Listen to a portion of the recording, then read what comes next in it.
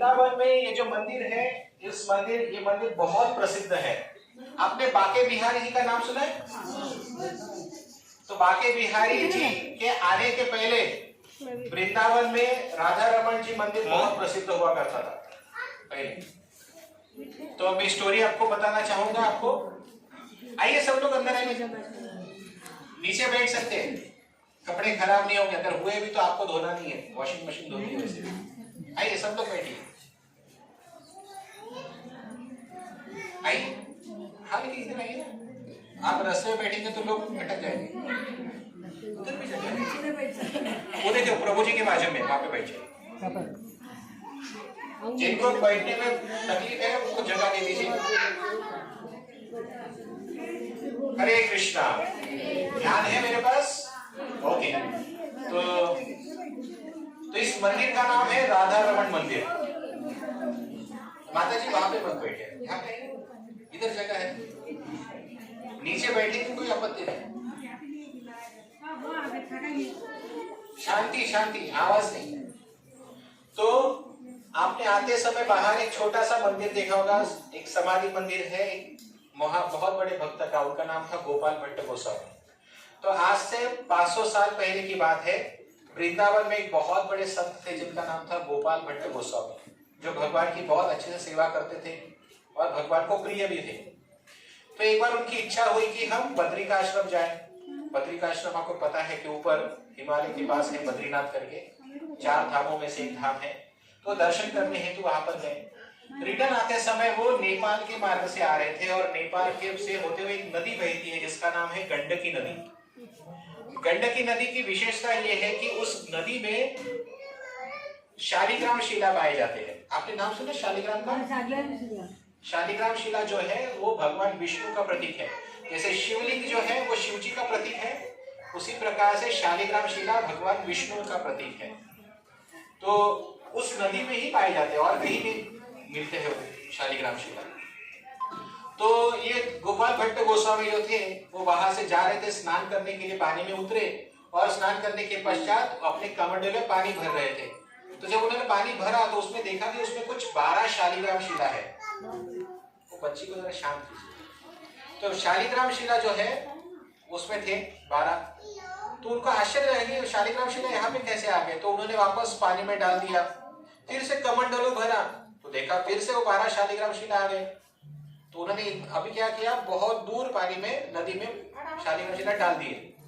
फिर से जब कमंडलों भरा तो वही 12 शालिग्राम शिला वापस उड़कर उस कमंडलों में आए।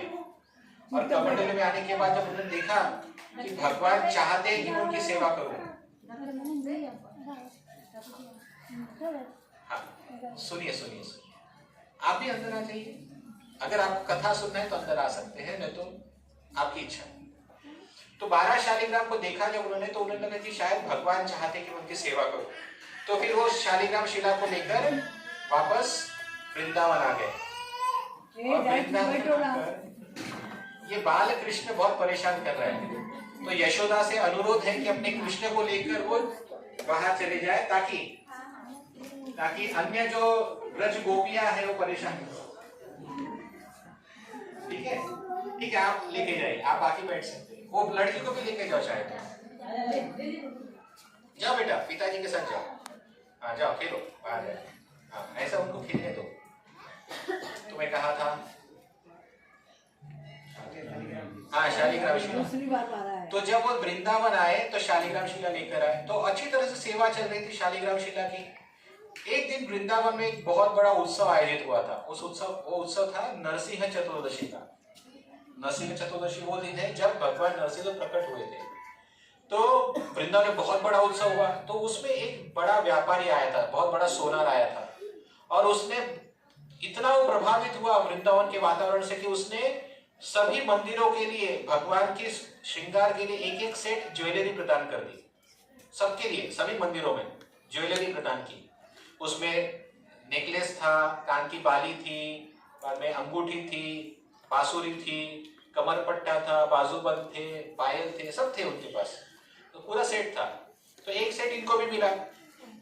तो ये सेट देखने का उनको हंसी आ गई गोपाल भट्ट जी को। बोले कि अरे मेरे भगवान तो गोल गोल है, पत्थर के जैसे गोल शालिग्राम शिला के रूप में, इनको मैं कैसे ही पहना सकता हूँ? काश अगर मेरे भगवान को भी आकार होता तो मैं भी उनका सुंदर श्रृंगार करता। ऐसा उनके मन में विचार आया और उन्होंने सोचा भगवान चाहे तो कुछ भी कर सकते हैं। भगवान नरसिंह साक्षात खंबे से प्रकट हो सकते हैं, तो शालिग्राम से भी क्यों नहीं प्रकट हो सकते? हो सकते हैं। तो ऐसा सोचते हुए सो गए और जब अगले दिन उठे, भगवान की सेवा के लिए मंदिर में प्रवेश किया तो देखा कि वो जो शालिग्राम शिला थी वो कन्वर्ट होके भगवान के रूप में प्रकट हो गए। तो इस प्रकार से साक्षात भगवान शालिग्राम जी स्वयं परिवर्तित होके इस रूप में प्रकट हुए। तो ये जो विग्रह है ये केवल 6 इंच के है, इतने से ही, ठीक है, इतने से ही है, लेकिन इनको किसी ने बनाया नहीं है, ये स्वयं प्रकट हुए, क्योंकि ये शालिग्राम शिला से बनी हुई मूर्ति है। अगर आप नोटिस करेंगे तो इसको कहीं ठोक ठाक के निशान नहीं है। तो जब वृंदावन वासियों को पता चला कि भगवान ने ऐसी लीला की है तो हर कोई व्यक्ति दर्शन करने आने लगा, हर कोई व्यक्ति दर्शन के लिए आ रहा था। तो उसमें एक व्यक्ति थी जो एक साध्वी थी, जिन्होंने अपनी साधना से, अपने भक्ति के बल पर साक्षात भगवान कृष्ण का भी दर्शन किया था। उनका नाम था जानवा माता गोस्वामी। तो जानवा माता जी जो थी, जिन्होंने भगवान कृष्ण का दर्शन किया था, जब वे दर्शन के लिए आए तो देखकर इतने प्रसन्न हो गए, बोले ये तो साक्षात कृष्ण ही है, सेम कृष्ण जैसे ही दिखते हैं। तो यदि कोई आपको पूछे कि क्या आपने भगवान को देखा है, तो अभी आप कह सकते हैं हाँ मैंने भगवान को देखा है, क्योंकि ये जो रूप है इस सेम कृष्ण जैसा है।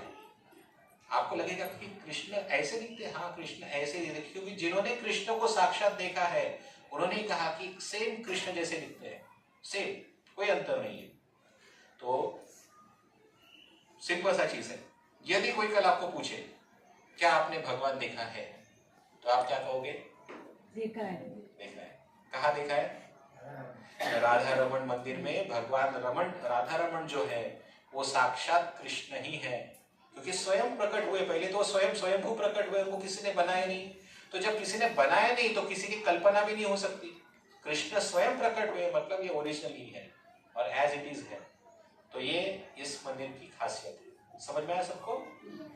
तो आज भी वृंदावन में अगर आप कभी जाए तो अवश्य ही राधा रमन जी का दर्शन करें। एक और खासियत सुनाना चाहूंगा, सुनना चाहेंगे आप? भगवान राधा रमन जी जो है, भगवान को कीर्तन बहुत प्रिय है, और जो कोई भक्त कीर्तन करता है उनको मतलब भगवान प्रसन्न होते हैं और स्माइल देते हैं। तो ऐसी एक बार एक विदेशी भक्त अपना कैमरा लेकर आया था मंदिर में फोटो निकालने के लिए, और एक मंदिर में सब जगह पे कीर्तन चल रहा था, और फोटो निकालते निकालते भगवान का भी फोटो निकाला उन्होंने और निकाल के चला गया। जब उसने फोटो को डेवलप किया तो उन्होंने देखा कि भगवान स्माइल कर रहे हैं और उनके दांत दिखाई दे रहे हैं। और ये फोटो आज भी इंटरनेट पर अवेलेबल है, अगर आप चाहे तो देख सकते हैं। राधा रमन जी को स्माइल करते उनके दांत दिखाई पड़ते हैं, और ये वहां के पुजारी होते हैं, हाँ हमारे भगवान हंसते भी हैं, और ये हमारे लिए कॉमन चीज है। तो कहने का आशय है कि आप जिनको देख रहे हैं वो पत्थर की मूर्ति नहीं है, स्वयं साक्षात भगवान यहाँ पर विराजमान है। समझ में? तो ये सब बताने का उद्देश्य क्या है? कृष्ण को मूर्ति या पत्थर मत समझो, वो स्वयं विराजमान प्रकट है वहां पर। ठीक है? हरे कृष्णा। चलिए अभी आगे बढ़ते हैं।